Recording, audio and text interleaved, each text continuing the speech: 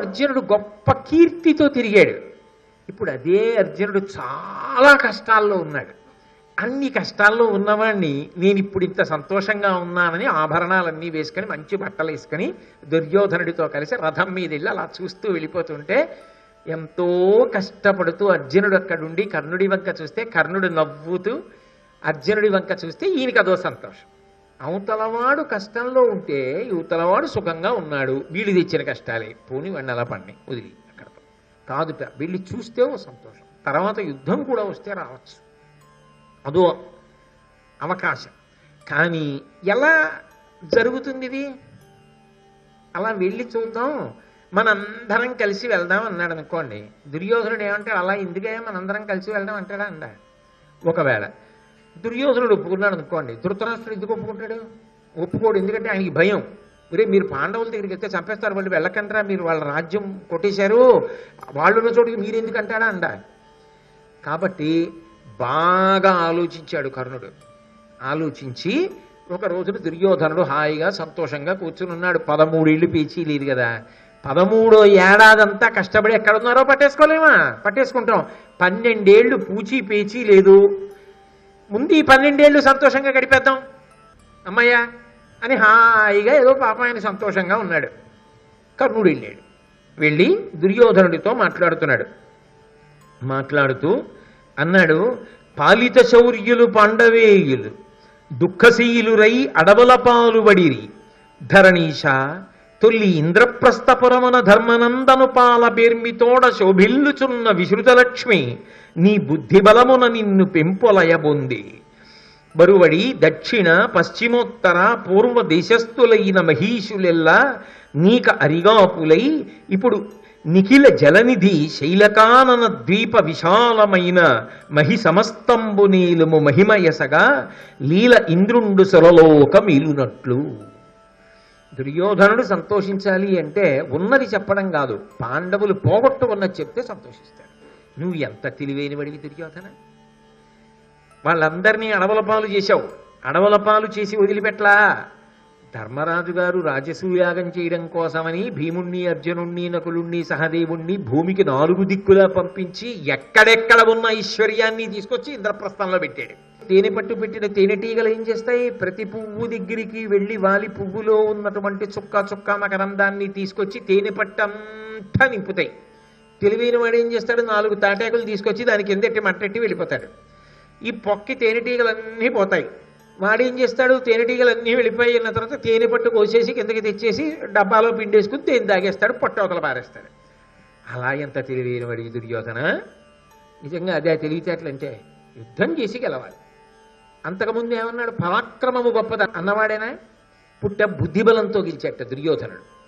ఎంత చాతుర్యంతో గెలిచావు. ధర్మరాజు గారు ఇంత కష్టపడి తమ్ముళ్ళని భూమికి 4 వైపులా పంపించి రాజసూయాగం చెయ్యడానికి రాజులందరినీ గెలిచి తీసుకొచ్చినటువంటి ధనాన్నంతటినీ ఇంద్రప్రస్థంలో పెడితే నువ్వు నీ బుద్ధిబలం చేత ఐశ్వర్యాన్నంతటినీ నీతిగా చేసేసుకున్నావు. ఐశ్వర్యం ఒకటేనా? ఎప్పుడైతే పాండవులు అరణ్యాల పాలైపోయారో యావత్ భూమండలానికి నువ్వు చక్రవర్తివి, సార్వభౌముడమయ్యావు. హాయిగా ఏలుకో, తిరుగులేని రీతిలో ఏలుకో దుర్యోధన. ఆయనకి తెలియదు ఏమిటా ఇప్పుడు, ఆయన ఇప్పుడు అనుభవిస్తున్నది అది కాదేమిటి? కాదు, కర్ణుడి మనసులో ఉన్న ఆంతర్యం వేరు. అందుకే ఓ మాట చెప్పాడు, నువ్వు ఇంత సంతోషంతో ఉన్నావా, ఇంత ఆనందంలో ఉన్నావా, నీకు ఇంకొక సంతోషకరమైన వార్త చెప్తాను దుర్యోధన. ఇప్పుడు నేను తెలుసుకున్నది ఏమిటో తెలుసా? ఇప్పుడే అందిన వార్త. పాండవులు ఎక్కడున్నారో తెలుసా? ద్వైతవనంలో ఒక కొలను గట్టునని వసిస్తున్నారు. ఎక్కడ ఉండవలసిన వాళ్ళు? ఇంద్రప్రస్థంలో అజాంతపురంలో ఉండవలసిన వాళ్ళు ద్వైతవనంలో ఒక కొలను గట్టు మీద బతుకుతున్నారు. వాళ్ళు అలా ఉంటే, ఐశ్వర్యమంతా పోగొట్టుకునుంటే, రాజ్యభ్రష్టులై ఉంటే, కష్టాలలో కూరుకుపోయి వాళ్ళుంటే నువ్వెలా ఉన్నావు? మధ్యాహ్న సమయంలో వెలిగిపోతున్న సూర్యబింబం ఎలా ఉంటుందో అలా ఉన్నావు. అంతేకాదు, నహుష చక్రవర్తి కుమారుడైనటువంటి యయాతి ఎలా ఉంటాడో అలా ఉన్నావు ఇప్పుడు ఈ రాచరికపు టీవీతో.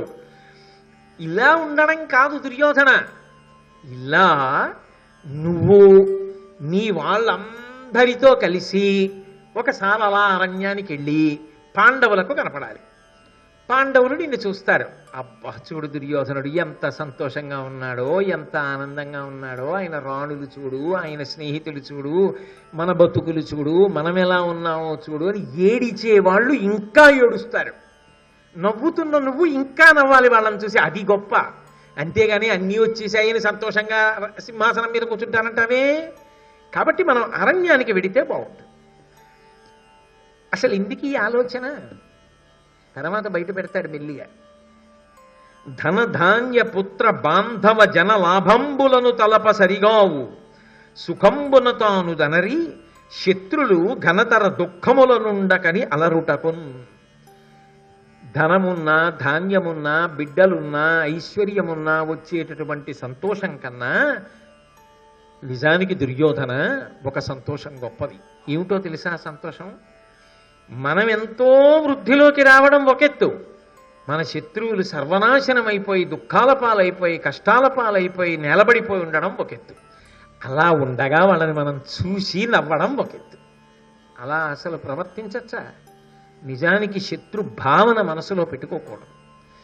ఎప్పుడైనా శత్రుభావన ఎవరి ఎందైనా పొరపాటున కలిగిందనుకోండి, ఉత్తర క్షణం భగవంతుణ్ణి ఏమని ప్రార్థన చెయ్యాలంటే, నా యందు వారికి, వారి యందు నాకు శత్రుభావన పోవుగాక. శత్రువులు నశించాలని కోరుకోకూడదు, శత్రుభావనలు నశించి అందరం ఒకటిగా బ్రతికెదముగాక అని అడగాలి ఈశ్వరుణ్ణి. నాకు ఈ శత్రుభావనలు లేకుండా చేయి, వాళ్ళకి నా మీద శత్రుభావనలు లేకుండా చేయి, మేమందరం సోదరులా కలిసి బ్రతికేటట్టుగా అనుగ్రహించు అని అడగాలి ఈశ్వరుణ్ణి. అది పరిణితి కలిగిన భక్తి.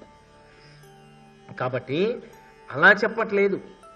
వాళ్ళు అంత కష్టాల్లో ఉండగా నువ్వు ఇన్ని సుఖాల్లో ఉన్నావు కాబట్టి సుఖాలు అనుభవించడం ఒకటే కాదు, కష్టాలు పడుతున్న వాళ్ళ దగ్గరికి వెళ్ళి వాళ్ళ కష్టాలు చూసి నువ్వు నవ్వాలి. అది మనిషికి గొప్పతనం. అంటే ఇక్కడే అనుభవిస్తూ కూర్చుంటానంట ఏమిటి? ద్వైతవనంలో సరోవరం దగ్గర బడి కొట్టుకుంటున్నారు, అక్కడ ఉన్నారట, కాబట్టి అక్కడికి వెడదాం పదా అని.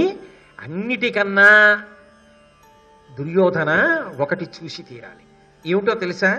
నారలు గట్టి కూరలశనంబుగా ఉగ్రవనంబులో విపద్భారము నొంది వందురిన ఫల్గును ఉజ్వల రాజ్య వైభవోదారులమై కనుంగొని ముదంబున పొందగ కాంచు కంటే ఇంపారగ నుండు కల్గునే కృతార్థత ఎందును కౌరవేశ్వర.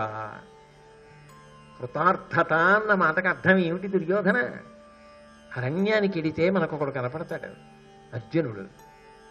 ఆయన ఈ పాటికి నార బట్టలు కట్టుకుని ఉంటాడు, మృదువైన పట్టుబట్టలు కట్టుకుని ఉండేవాడు కదూ. ముతక బట్టలు కట్టుకుని భయంకరమైనటువంటి అరణ్యంలో కేవలముగా దొరికిన కాయగూరలు మాత్రమే తింటూ ఉజ్వల రాజ్య వైభవోదారులమై కనుంగొని అన్ని కష్టాలు పడుతున్న అర్జునుడి వంక మన ఇద్దరం వెళ్ళి చూసి, భలే కష్టాలు పడుతున్నాడు రా అని మనం ఇన్ని ఆభరణాలు పెట్టుకుని కిరీటాలు పెట్టుకుని మనం వెళ్ళి రథాల్లో చూస్తుంటే, అర్జునుడు అలాంటి స్థితిలో ఉండి మన వంక చూస్తే, అబ్బా ఇంపారగనుండుగల్గునే కృతార్థత ఎందును కౌరవేశ్వర. ఇంకా అటువంటి దానికన్నా అందమే ఉంటుందయా. అది కదా సంతోషం అంటే. ఓ రాజ్యం సంపాదించావు, సింహాసనం మీద కూర్చున్నావు, ఆనందంగా ఉన్నావు, అదే. అది కాదు. ద్వైతవనానికి వెళ్ళాలి మనం. వెళ్ళి వాళ్ళు పడుతున్న కష్టాలన్నీ మనం చూడాలి, వాళ్ళు మన భోగాలన్నీ చూడాలి. వాళ్ళు ఇంకా ఏడవాలి, మనం ఇంకా సంతోషించాలి. అప్పుడు కృతార్థత. అందులో అర్జునుడిని అలా చూడాలి. ఆ మాట ఎందుకు? ఏం ధర్మరాజు గారిని అనకూడదా? భీముడిని అనకూడదా? నకుల సహదేవులను అనకూడదా? అంటే అర్జునుడితోటి మాత్సర్యం అంత గొప్పది కర్ణుడికి. అందుకే ఆ అర్జునుడిని అలా చూడాలి. కాబట్టి మనం వెడదాం అని, అతుల సౌభాగ్య పుణ్య సమగ్ర గరిమనొప్పుచున్న నీ దేవుల ఉప్పు చూచి ధృతి తరిగి తన్ను తాన నిందించుకొనుచు హృదయమున పాండవాంగన ఎరియన్. నీతో పాటు నీ రాణులందరూ కూడా రావాలి.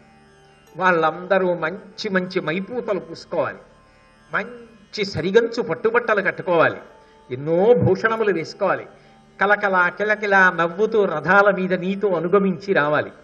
మనందరం గుడారాలు వేసుకోవాలి, మనందరం నృత్య ప్రదర్శనలు చూస్తూ అక్కడ కాలం గడుపుతుంటే పాండవులు చూస్తారు, ఏమిటి అదంతా అంటే దుర్యోధనుడు వచ్చేట అరణ్యంలోకి రాణివాసంతో వాళ్ళందరితో కలిపి సంతోషంగా గడుపుతున్నాడంటారు.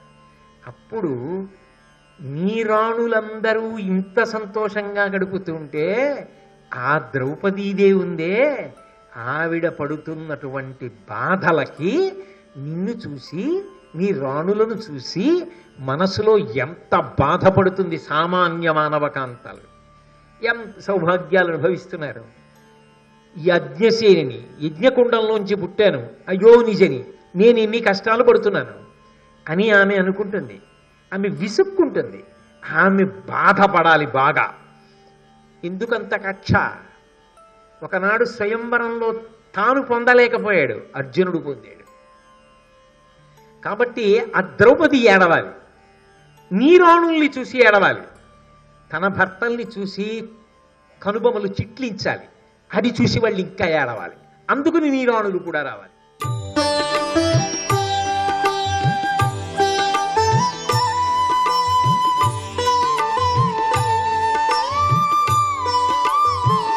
సర్వం శ్రీ ఉమామహేశ్వర పరబ్రహ్మార్పణమస్తు.